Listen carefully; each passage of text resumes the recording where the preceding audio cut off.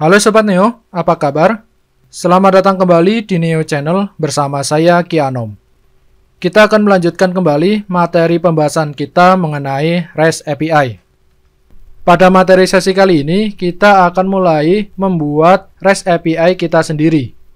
Tapi sebelum kita membuat REST API kita sendiri, ada beberapa tools yang perlu kita siapkan, di mana tools ini nanti akan kita gunakan dalam pengembangan atau pembuatan REST API kita.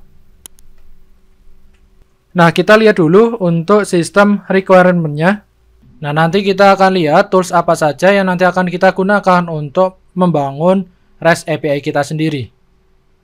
Nah, yang pertama untuk web server kita, atau kita bisa menyebutnya adalah server lokal kita. Kita akan menggunakan CrossM, atau teman-teman bisa menyebutnya XAMPP atau SAM gitu ya. Nah, ini untuk CrossM ini nanti bisa digunakan di Windows, Linux, maupun macOS. Jadi nanti kita memerlukan XAMPP untuk server lokal kita. Lalu yang kedua, kita nanti akan menggunakan Visual Studio Code. Nah, untuk Visual Studio Code atau VS Code ini adalah code editor, di mana nanti kita akan menggunakan VS Code ini untuk mengedit code REST API kita. Jadi nanti kita akan menuliskan script untuk REST API kita menggunakan Visual Studio Code. Lalu yang ketiga untuk DBMS kita yaitu SQLiOC.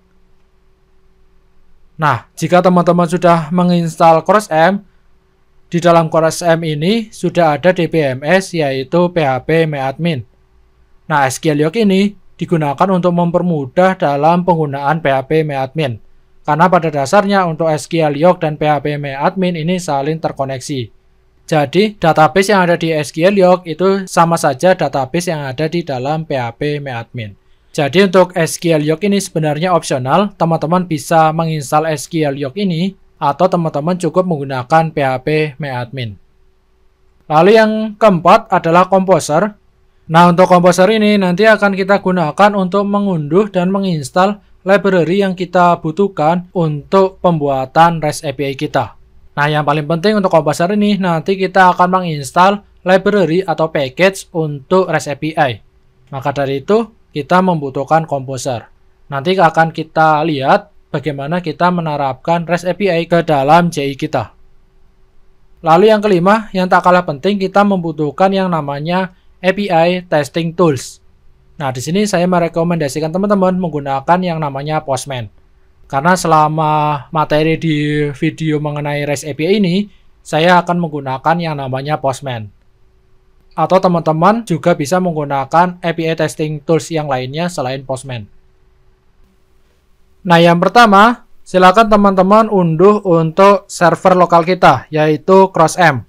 Kita bisa ketikkan saja CrossM di dalam web browser kita. Nah, ini teman-teman bisa klik saja link yang paling atas, CrossMPP atau CrossM Installer and Downloads. Nah, nanti akan ada tampilan seperti ini, atau teman-teman juga bisa mengakses di link apachefriends.org. Nah, di sini ada beberapa CrossM, di mana kita bisa menginstalnya untuk Windows, Linux, dan juga Mac. Nah, di sini untuk CrossM-nya, ini sudah versi yang terbaru, yaitu CrossM yang menggunakan PHP 8.1.6. Tapi kita nanti tidak akan menggunakan PHP 8. PHP yang akan kita gunakan nanti adalah PHP 7. Nah, secara spesifik nanti kita akan menggunakan versi PHP 7 yang terbaru, yaitu 7.4. Nah, untuk mengunduh PHP versi 7.4, teman-teman bisa langsung saja klik download ini. Nah, nanti akan diarahkan ke halaman ini. Nah, di sini sudah ada versi PHP 7 yang terbaru, yaitu PHP versi 7.4.29. Nah, teman-teman bisa langsung saja klik download. Nah, pastikan jika teman-teman menggunakan Windows, teman-teman akses yang di bagian ini ya. Jika teman-teman menggunakan Linux, silakan teman-teman akses yang bagian sini. Jika teman-teman menggunakan macOS, silakan teman-teman akses di bagian sini. Nah, berhubung pada tutorial kali ini saya menggunakan Windows, saya aksesnya yang paling atas ini ya. Saya klik download. Nah, jika muncul seperti ini, teman-teman klik saja keep. Nah, silakan teman-teman tunggu proses downloadnya sampai selesai. Nah, sembari menunggu proses download, kita bisa download tools yang lain, yaitu tadi adalah Composer. Kita bisa akses saja Composer di dalam browser kita. Nanti akan diarahkan ke link Composernya. Nah, di sini di bagian paling atas ini ada link getcomposer.org. Teman-teman bisa klik saja Composer ini, atau teman-teman langsung klik download ini. Nah, sekarang kita coba langsung klik yang download ini. Nah, nanti akan diarahkan ke bagian download Composer. Nah, silakan teman-teman ke bagian ini ya. Ada download and run composer-setup.exe. Nah, ini teman-teman bisa klik saja. Nah, nanti untuk komposernya akan terunduh di bagian bawah sini. Nah, kita tunggu juga untuk proses downloadnya. Sembari kita menunggu download untuk Composer dan CrossM-nya, kita coba download untuk tools yang lainnya, yaitu VS Code. Kita buka tab baru, lalu kita ketikkan VS Code. Nah, kita pilih yang paling atas, atau seperti biasa, teman-teman bisa pilih yang download langsung ini. Kita klik download. Nah, di sini nanti akan tersedia untuk Windows, Linux, dan juga Mac. Nanti teman-teman bisa unduh untuk VS Code-nya ini sesuai dengan OS yang teman-teman gunakan. Nah, di sini saya akan mengunduh untuk yang Windows. Tinggal kita klik saja yang bagian Windows ini. Kita klik saja keep. Nah, silakan teman-teman tunggu untuk proses download-nya. Oke, untuk proses download-nya sudah selesai. Kita sudah berhasil mengunduh CrossM, Composer, dan juga VS Code. Nah, sekarang kita akan menginstal satu-satu. Kita coba install yang VS Code dan juga CrossM terlebih dahulu ya. Sedangkan untuk Composernya ini jangan diinstal terlebih dahulu. Jadi untuk Composer ini baru bisa diinstal setelah kita berhasil menginstal CrossM. Jadi mungkin kita bisa menginstal Visual Studio Code-nya terlebih dahulu. Kita open saja. Nah, di sini kita accept, lalu kita next. Ini bisa kita next saja. Next. Kita tunggu prosesnya sampai selesai.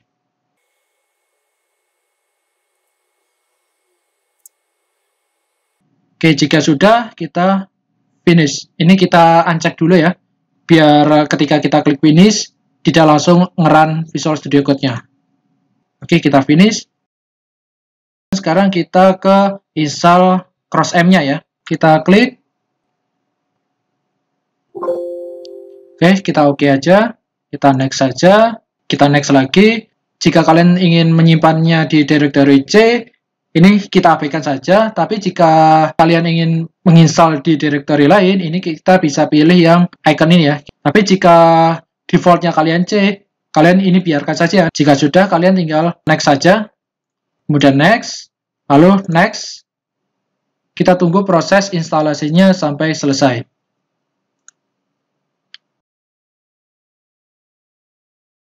Oke, instalasi sudah selesai. Kita pilih finish saja. Untuk CrossM-nya sudah, sekarang kita ke Composer-nya. Kita belum install Composer. Kita install Composer. Kita pilih yang install for all user ya. Kita next saja. Nah, di sini kita tentukan juga php.exe-nya ya. Jika kalian installnya di drive C, maka di sini secara otomatis sudah ada lokasinya. Jika di tempat teman-teman masih kosong, kalian bisa browse, lalu kalian cari lokasi penyimpanan CrossM. Di sini saya menyimpan di drive D, kemudian CrossM, lalu pilih yang PHP, lalu pilih yang php.exe. Jika sudah, kita next saja. Kita tunggu instalasinya sampai selesai. Kita next. Kita install. Oke, jika tidak ada masalah, sudah selesai seperti ini ya. Kita finish saja. Oke, kita sudah berhasil menginstal tools yaitu VS Code, CrossM, dan juga Composer-nya. Nah, sekarang kita install tools yang keempat yaitu SQLYoK. Nah, untuk SQLYoK, nanti silakan teman-teman download master SQLYoK yang sudah saya sediakan ada di Google Drive milik saya. Nah, untuk linknya nanti teman-teman bisa akses saja link yang nanti akan saya letakkan di bagian deskripsi. Teman-teman tinggal akses saja linknya, Lalu di sini nanti teman-teman bisa unduh SQL Yoke sesuai dengan bit dari Windows teman-teman. Jika teman-teman menggunakan 64 bit, silakan teman-teman unduh yang SQL Yoke yang 64 ini. Jika teman-teman menggunakan 32 bit, silakan teman-teman unduh yang SQL Yoke 86 ini. Nah, jika sudah, nanti silakan teman-teman install seperti biasa. Tinggal dijalankan aplikasinya, lalu tinggal next saja. Nah, di sini berhubung saya sudah menginstal SQL Yoke, nanti untuk SQL Yoke-nya tampilannya akan seperti ini. Ini adalah SQL Yoke yang pertama kali teman-teman run. Nanti tampilannya akan seperti ini. Nah, sebelum menjalankan SQL Yoke, pastikan untuk CrossM-nya jalan dulu ya. Jadi untuk Apache dan MySQL-nya ini sudah di start, sudah jalan artinya. Nanti teman-teman di sini tinggal klik tombol new ini, lalu teman-teman buat saja namanya ini bebas, tapi saya gunakan saja namanya root. Lalu oke. Nah, di sini untuk hostname-nya kita biarkan localhost, untuk username-nya kita biarkan root. Kita gunakan user default. Lalu untuk password-nya kita kosongkan untuk default-nya. Lalu untuk portnya ini kita sesuaikan dengan port yang ada di CrossM kita. Nah, di sini untuk MySQL-nya kita menggunakan port 3306. Nah, berarti di sini kita portnya menggunakan 3306. Nah, untuk yang field database ini, jika teman-teman ingin mengakses database tertentu, silakan teman-teman masukkan nama database-nya. Tapi jika tidak, ini sebenarnya tidak masalah. Jadi nanti teman-teman akan mengakses semua database yang ada di phpMyAdmin. Nah, untuk tes apakah koneksinya berhasil, kita coba klik test connection. Nah, di sini ada keterangan connection successful. Teman-teman bisa oke saja. Nah, untuk connect, teman-teman bisa klik tombol connect ini. Kita yes saja. Nah, nanti untuk tampilannya akan seperti ini. Ini adalah database yang ada di dalam phpMyAdmin milik teman-teman. Nah, jika teman-teman coba buka phpMyAdmin, kita coba buka phpMyAdmin ya. Kita coba akses localhost, lalu /phpMyAdmin. Nah, ini adalah tampilan dari phpMyAdmin. Nah, ini untuk yang bagian bawah ini, karena sudah selesai kita install, kita silang saja. Nah, jika teman-teman lihat di dalam phpMyAdmin, di sini ada daftar database. Nah, jika teman-teman perhatikan, isi dari database itu sama dengan yang ada di SQL Yoke. Jadi untuk SQL Yoke ini saling terkoneksi dengan phpMyAdmin. Nah, di sini nanti akan mempermudah teman-teman dalam mengelola atau menggunakan phpMyAdmin. Nah, jika teman-teman tidak ingin menggunakan SQL Yoke, tidak masalah, teman-teman bisa menggunakan phpMyAdmin ini. Pada dasarnya semuanya sama. Oke, sekarang kita lanjutkan. Ini untuk sementara kita close dulu saja semuanya. Karena kita sudah selesai, kita sudah berhasil menginstal. Tadi yang pertama adalah VS Code, lalu CrossM, Composer, SQL Yoke, dan sekarang kita akan menginstal API Testing Tools. Ini untuk CrossM-nya bisa kita close. Nah, untuk API Testing Tools kita bisa menggunakan salah satunya adalah Postman. Nah, jika teman-teman mencari Postman di web browser, nah di sini nanti ada Postman API Platform. Nah, dari sini teman-teman bisa pilih yang download Postman ini. Jika sudah muncul halaman seperti ini, nanti teman-teman silakan klik tombol ini ya, Windows 64 bit ini. Karena saya menggunakan Windows 64 bit, nah di sini tombolnya tertulis Windows 64 bit. Ketika kita klik tombol ini, nanti Postman yang akan keunduh adalah yang 64 bit. Teman-teman bisa klik saja. Nah, di sini Postman-nya akan terunduh. Silakan teman-teman tunggu proses unduhnya sampai selesai. Nah, di sini untuk unduhnya tergantung dari kecepatan internet teman-teman. Oke, teman-teman, ini untuk Postman-nya sudah berhasil terunduh. Silakan teman-teman install untuk Postman-nya. Teman-teman klik saja. Nah, nanti akan muncul seperti ini. Nanti akan muncul untuk installer Postman-nya. Nah, di sini untuk Postman-nya berarti sudah berhasil terinstall. Nah, silakan teman-teman bisa create free account atau teman-teman tinggal sign in jika teman-teman sudah memiliki account. Nah, karena di sini saya sudah memiliki akun, saya tinggal sign in saja. Nah, biasanya untuk sign in ini kita menggunakan akun dari Gmail. Nah, nanti akan diarahkan untuk login ke Gmailnya, ke Postman-nya. Nah, silakan teman-teman bisa login with Google ini. Tinggal klik saja sign in with Google. Nanti teman-teman bisa menggunakan email yang biasa teman-teman gunakan. Nah, jika muncul pesan seperti ini, berarti teman-teman sudah berhasil login. Silakan teman-teman open Postman.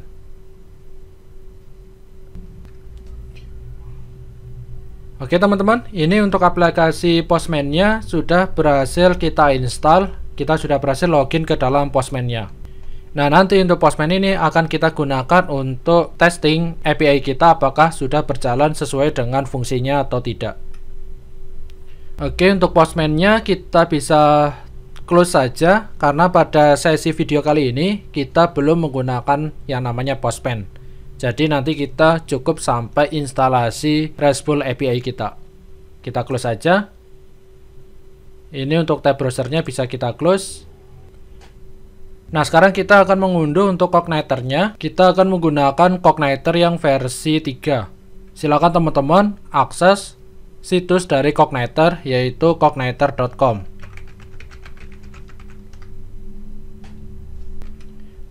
Ini adalah situs dari cogniter.com. Silakan teman-teman pilih download. Lalu teman-teman unduh yang Cogniter versi 3. Nah, di sini untuk versi terbarunya adalah 3.1.13. Teman-teman bisa klik download. Kita tunggu proses unduhnya sampai selesai. Nah, jika sudah terdownload, nanti akan muncul di sini.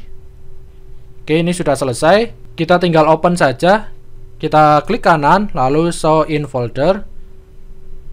Nah, ini adalah folder di mana Cogniter kita berhasil terunduh. Kita cut saja. Nah, ini kita pindahkan ke htdoc di dalam CrossM. Nah, kita ke drive D. Nah, ini saya ke CrossM. Nah, dari CrossM ini kita masuk ke htdoc, lalu teman-teman bisa pastekan di sini.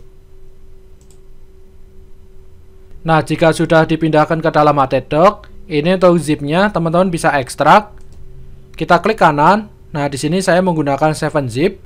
Jika teman-teman menggunakan WinRAR, silakan teman-teman cari extract here. Sama seperti WinRAR, ini untuk 7-zip saya menggunakan extract here. Nah, ini adalah hasil ekstrak dari Cogniter-nya. Nah, silakan teman-teman rename saja. Lalu teman-teman bisa ubah namanya menjadi web service. Gitu saja ya. Nah, sekarang untuk web service ini, silakan teman-teman coba jalankan ke dalam browser. Kita kembali ke browser. Nah, untuk menjalankannya, teman-teman cukup mengakses localhost/web service. Nah, jika instalasinya berhasil, nanti tampilannya dari web service akan seperti ini. Ini untuk bagian bawah sini kita close saja. Nah, sekarang kita akan menginstal REST API ke dalam aplikasi web service kita. Nah, untuk menginstal REST API-nya, silakan teman-teman mengunjungi link GitHub ini ya. Link GitHub milik Kriska Serguis. Ini adalah library untuk menggunakan REST server. Nah, di sini ada ketentuannya untuk PHP-nya versi 7.2 atau lebih. Kita menggunakan versi 7.4, jadi tidak masalah. Nah, untuk instalasinya kita menjalankan Composer ini. Jadi nanti kita akan langsung menjalankan Composer ini ke dalam aplikasi web service kita. Nah, sekarang kita kembali ke htdoc. Kita buka project web service kita ke dalam VS Code. Nah, untuk membukanya, silakan teman-teman masuk saja ke web service. Lalu teman-teman buka terminal atau PowerShell. Silakan teman-teman tekan Shift. Lalu klik kanan. Nanti di sini muncul Open PowerShell Windows Here.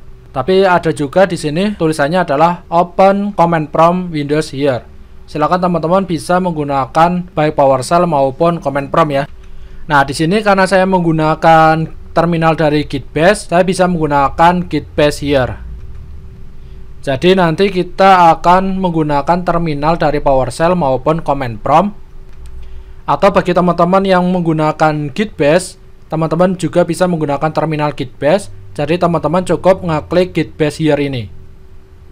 Jadi semuanya sama saja ya. Nah, kita gunakan PowerShell saja atau Git Bash, terserah teman-teman. Nah, setelah muncul seperti ini, silakan teman-teman ketikkan kode spasi titik. Kita enter. Nah, script ini nanti akan membuka project web service kita ke dalam VS Code. Nah, jika muncul seperti ini, teman-teman bisa centang lalu yes, I trust the author. Oke, ini untuk web service-nya sudah berhasil dibuka ke dalam VS Code. Ini untuk tab welcome dan get started-nya kita close saja.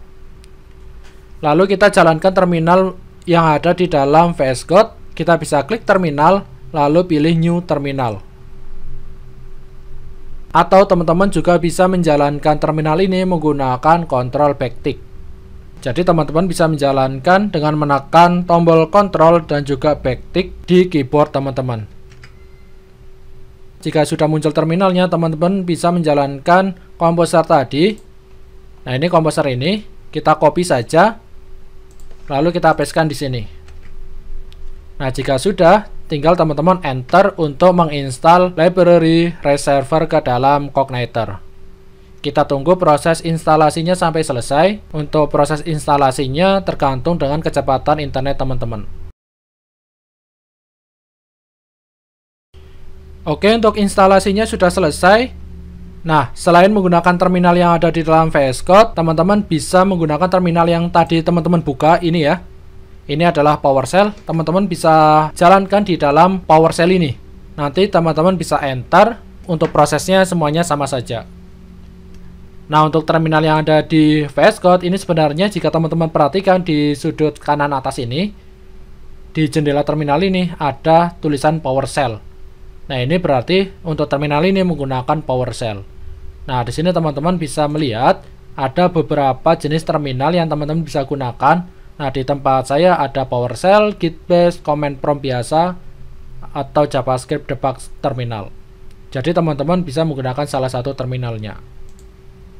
Nah, ini untuk instalasinya sudah selesai. Jika teman-teman sudah berhasil install, nanti di sini ada folder vendor, lalu di dalamnya sini ada folder Chris Kaker GUIS. Nah, di dalam src ini nanti ada file REST dan juga REST controller. Nah, di sini teman-teman sudah berhasil menginstal library REST server ke dalam project web service milik teman-teman. Oke, teman-teman, mungkin untuk materi pada sesi video kali ini cukup sampai di sini. Jadi untuk materi pada sesi kali ini kita menyiapkan tools apa saja yang nanti akan kita gunakan dalam pembuatan REST server milik kita sendiri. Nah, nanti kita akan menggunakan REST server yang sudah kita install barusan, yaitu di project web service. Nah, pada materi selanjutnya nanti kita akan melengkapi project web service kita, di mana nanti kita akan menerapkan API yang RESTful. Mungkin untuk materi pada sesi kali ini cukup sampai di sini. Kita akan jumpa lagi di materi selanjutnya. Saya Kiano mundur diri dan salam coding.